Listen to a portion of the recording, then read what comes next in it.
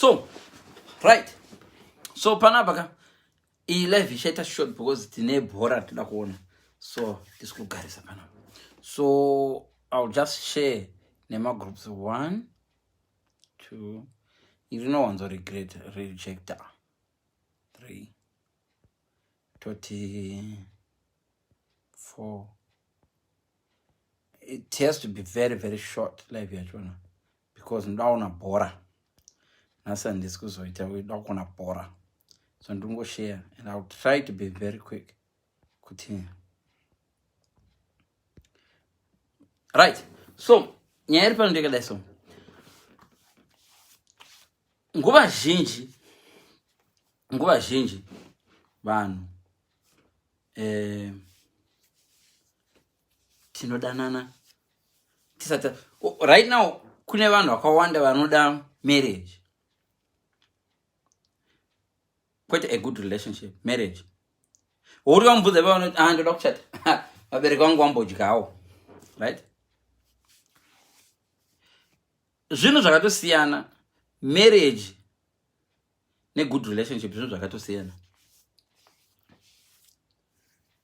Kuzvagwa nebirth certificate zvinhu zvakatosiyana. Unoda kuti birth certificate or no birth certificate munhu anozvagwa akatozvagwa. Vakuru vekare vakakura vasina kana mabirth certificate. Marriage itorese birth certificate. Marriage inongori official document, official ceremony yekuti vanhu vanokwanisa kuti kana kuti ring inongori official thing yokuratidza kuti une munhu wako, but hazvirevi kuti munhu wacho marriage imomo ari kuda, hazvirevi kuti marriage imomo munhu wacho ari kunakidzwa naye marriage yacho, hazvirevi kuti marriage machona muchaitwa vana kana kuti. So vanhu vazhinji manje confusion yavanayo manje ndeyekuti ukavabvunza right now, mubvunzo kuti vanhu vazhinji havatombozivi mubvunzo, unoda marriage here kana kuti a happy relationship? And remember, a happy relationship can also be marriage. So zvava nemetsi dzemaseti, so metsi dzemaseti dzakadai so uruda here nhamba iri paunion dzaipinda moza maseti dzaipinda naye yokuti kune nhamba dzaenda pacenter ainzi union, nhamba iyoyo inofita kuleft, nhamba iyoyo inofita kuright. It's not the same nemarriage. So munhu kamubvunza kuti unoda marriage here kana kuti a happy relationship, vanhu vanosara vari confused. Ndichaexplain sei dzakasiyana. A happy relationship inogona kuitika pasina marriage.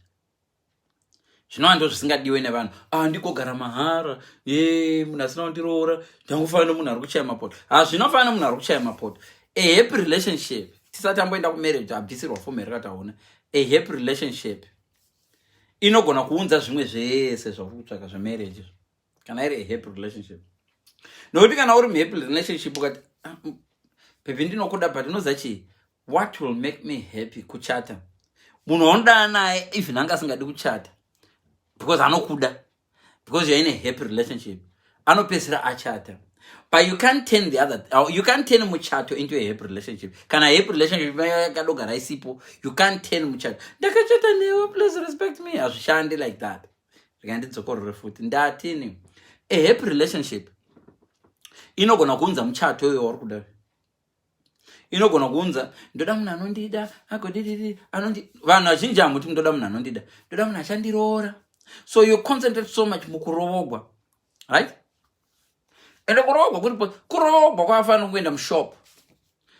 Vamwe vanhu vane mari chaicha kurovogwa vanofanira kunobhadhara some. That's why uchizoona dzimwe nguva munhu anokuroora otanga kuti ndakakubvisira mari iwe, kwaari akakutenga, munhu iye akakutenga. That's why a marriage ichinongoti official document. Nyange mukandipa passport yakanzi British, handisi British. Yes, ndinofamba ndichifamba ndoenda kwese vanatonga endo vavhizitira kutake uko ndodini, but you can't make me a British. Kana ndakamira hapo ndikataura neshona vanhu vokuzumba ndokumusha kwedu andoona, but pabepa maBritish kwafa muBritish. So zvandoona zvokuti kana if a cat is born in a kennel, you will never call it a dog. You can call it a dog if you want, but nengori stupid. So So marriage nyango kaiswa maringi matatu apa anzwarogwa nevarume 2 vakawisa maringi apa haifi yakaita happy marriage, yakaita happy relationship. But you can change a happy relationship can turn into a marriage, but you can't turn a marriage into a happy relationship. Kana marriage wadongoitanga isiri happy, haifi yakaita happy relationship. Azviite. So kana uchibvunza unoda kuroogwa here, mbunzo yochiupindura zvakanaka, ndoda munhu anondida, koyo uchimudawo here. Po zvakatosiyana because munhu wacho unogona kunge achikuda kaiwe usingamude. Agoita. And usually vanhu vanoda kunobvisa pfuma zvese. There is a guy right now are ready kunokubvisira zvese zvaunoda. But guess what? Haisi type yako. 1 2 haumude. 3 ane mamwe qualities 5 6 7 8 anoita kuti iwe naye musave happy relationship. Right. Zvese zvanazvo but waona kuti asari kuda kurora mangwana masikati anogona pabereka wako 15,000 izvezvi anayo mubank anayo. But 1 ane ziguma ana kunaka ba step yako je ane mahabits anokuboa anomwadora anodida iwa wadidora anorova anodidi but anazvo zvese mari anayo tikubvumirana. Then kuno umwe asingakwanisi kunokurora mangwana but are prepared to make you a queen. But unenge uri queen asiri mukastle. So unenge uri queen kwaari but hausi queen kuvamwe vese. Saka imimi manje vanhu munozoda kuti ndoda munhu anondiita queen kuvanhu vese andide futi. Andoona unenge uri queen kumba kwake. Yo vanhu vanotambura vari kumaruzevhe vanoti muso vanenge vachitambura vanoburaya huku yavo once every 6 months. Muso vanoburaya huku, it's a big thing, big meal. Iwe unodya huku daily uri kuUK but hauna kana murume handiti. So zvakatosiyana. Iwe ane murume but havana kana munyu uri kunzwa. Vanoenda kutsime, voenda kuhuni vese, voenda kugarden vese, vonodini vonosakurira maricho. Kune makapu ataiziva iwe achitozosakurira maricho, vopiwa $20, vonotenga vupu vodini vonogaisa. But they were happy. Vanhu vakuti vanenge vachiti vanoiti mukadzi wangu ndomuda. Parwizi mukadzi wakakatukwa aiti vachitorova vanhu. Unzwa.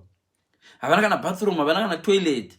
Vanoita singa vachatoti itai huruva ndimboita tsvina. Voita huruva. Kuti musavona munhu achiita tsvina. It's an example handisizvoiti. But what I'm saying is right. Then koita iwewe manje une bathtub, une toilet mbiri, imwe upstairs imwe downstairs, une murume, une mabedroom 5 but hamuvatimo. Why? Because umwe wacho haasi kuda kuti vatomatoba mugara makarovana so polisi inogara kadamwa. Vana venyu vanovata vane zvikafu chese chirimo but havachidyi makagara patafura vanenge vane unhappiness. So munhu ouya hapana kuti right. Solomon akabvunzwa naMwari kanzi unoda chii? Reva chinhu 1 chaunoda. Solomon akati right. Iwo dewa uri Solomon nhasi waipindura uchiti majority yenyu demamureva naSolomon. Nganzi reva chinhu 1 chaunoda. Vaiti Mwari ndipewo mari. Even inini ndongati Mwari ndipei 10 billion. Mwandipa 10 billion Mwari ndokushandira ndigodi. But Solomon haana kudero man. Munhu akayapara akati unoda chii right now, unoda chii? Unonzwa munhu anini ndoda murume. Hasana mbunzo munhu aniti ndoda a happy relationship. Ndoda muroro, ndoda kuroro. Nani? Ndovanozonyanga unzwa ndoda kuroro nemunhu akanaka. Hapana anopotaura zvecharacter. Akanaka, ane mari, anoda vabereki vangu, anoda vana vangu. The last thing chova ndo chiri most important. Chokuti are you in a good relationship naye? Ndo chaunoita kwanzoita last. Ndikakuti ndireva zvinhu 5 zvaunoda pamurume right now. Unozwa ndoda murume anoenda kubasa, asingandirove, anoda vana vangu, anoda vabereki vangu, ane mari. 5. Pazvinhu 5 hapana kana chimwe chiri important. Chinhu changwacho vangautaura chokuti ndoda munhu wandine good relationship naye, wandinoda achindidawo. Ukunzwa? Ndatotora 3 apa. Solomon akati ndoda njere because akazvidza kuti kana ndiine njere chete ivavo vane mari I will make them work for me nenjere dzangu. So ukandokumbirawo njere kuna Mwari, Mwari wati okay njere ndakupa but pamusoro penjere njere dziri kuuya nefuma. Pamusoro pefuma futi zita rako richakudzwa because njere dzako dzakanyanyisa uri kutonga nyaya dzinonetsa kutonga. Andoona? So Solomon was smarter than most of us right now. Samubvunzo wangu unoti do you want a marriage or urikuda a good relationship? Because unoda a good relationship. Because that good relationship, if it's really a good relationship, whether fake, a good relationship. Listen, ukangweta a good relationship nemurume wako boyfriend even asina cash anonokuroora. Ukangomuratidza that you know what, we are in a good relationship but it's not complete. Chiko an idea. Shine, I think I'll be happy ndikapfeka white dress tikachata. Unoona zvinoitika next week. But if you're in a bad relationship, you can have your wedding, you can have kugoita mari, but kana uri in a bad relationship, ndo vanhu unoona kuti vanhu vane mari vazhinji ka. Kuna vanhu vakawanda vane mari iwe. Macelebrity ane mari anochema sari murange rover. Zviri nana zvokuchema ndochema ndiri murange rover pane kuchema ndiri pabhasikoro. Kuchema. Zviri nani hangu ndiri kuchema ndine chingwa kumba. Kuchema. So, wakanga yo uchibvunzo kuti do you want marriage or a good relationship? Chinja answer yako kuti I would rather have a good relationship. Because marriage iri up. In marriage yenyu azhinji iri up. Nepa white dress. Kuonekwa ndakachena ndiri pa wedding. Marriage iri up. Pamoyo pomunhu ndo pane marriage. Kuna vamwe anodanana vamwe venyu papapaka. Amufi maka experience love maka experience kuchikoro. Because kuchikoro ndo kune munhu aikuda. Uya munhu kuchikoro aikuda because aizoti handini ndakutengera masocks, handini ndakutengera imba. Do love yave genuine aingokupa pen kana zvadonetsa but una vamwe baba kuti ukachema pen inouya. So love yekuchikoro ndosaka yainakidza. Yaisina ma responsibilities. So love yeku boarding school yainakidza. Love yetiri wakomana nasikana yainakidza because haina ma responsibilities. So a good relationship is very, very good. You need a good relationship because a good relationship ndo inozounza zvinhu zvese zvandataura. So next time ngabvunzwa iwo fundisa kana ndati kuna material techi. Usati ndoda marriage. You'd rather say ndoda a very good relationship that will lead into marriage. Mandinzwisisa. Ndakunoona bhora ndo zvandada ngotaura chete tumwe tozobatana later ndozati vanhu vazhinji vari kuona bhora tozobatana later. Wo share live kana mazoiona. Thank you so much guys. Bye bye. I love you all.